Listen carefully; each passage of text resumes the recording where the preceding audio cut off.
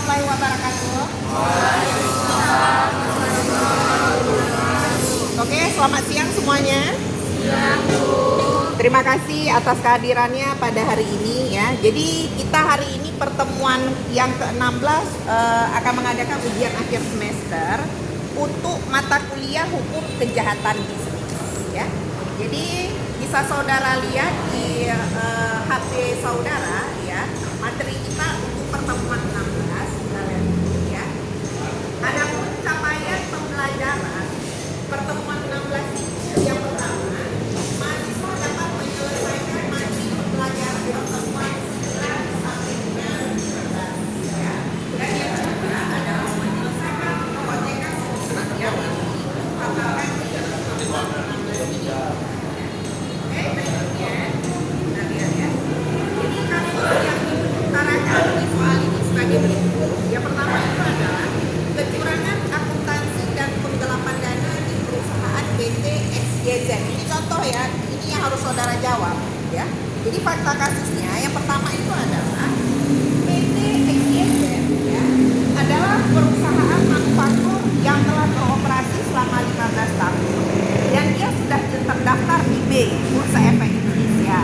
Jadi katanya perusahaan ini memiliki departemen akuntansi yang bertanggung jawab atas laporan keuangan dan manajemen aset. Oke.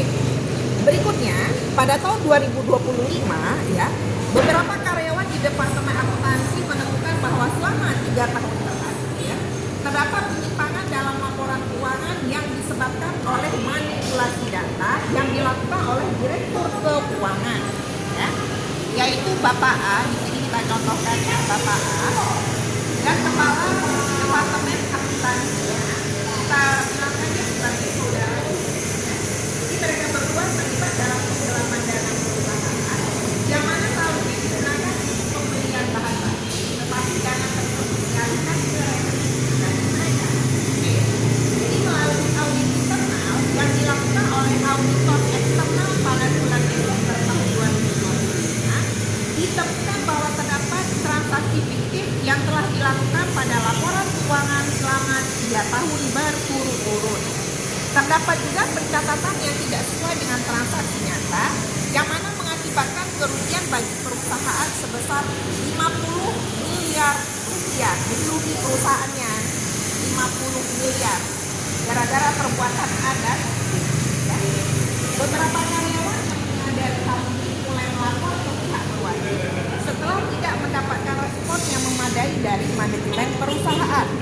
Direktur utama PT XYZ yaitu segera mengambil langkah-langkah hukum untuk melaporkan tindakan yang dilakukan oleh Bapak A dan juga saudara E.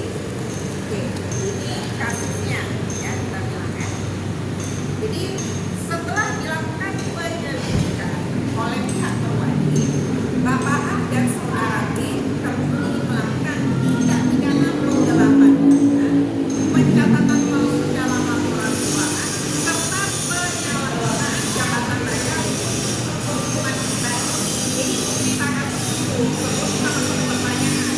Ya, oke, pertanyaan yang pertama, apa saja kejahatan yang dapat diterapkan dalam kasus ini?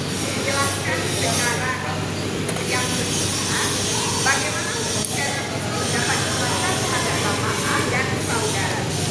Apa sanksi pidana yang dapat diberikan kepada mereka berdua?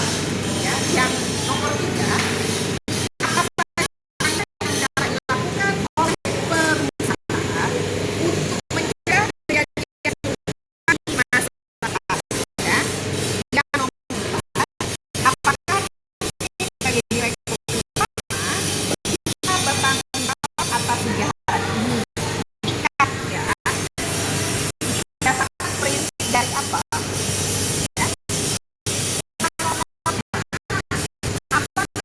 auditor eksternal, auditor luar, auditor dalam perusahaan ya.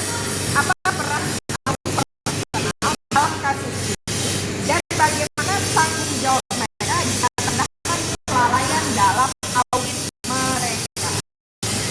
Yang jelaskan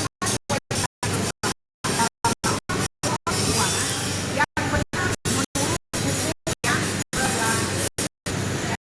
Oke. Jadi dari satu contoh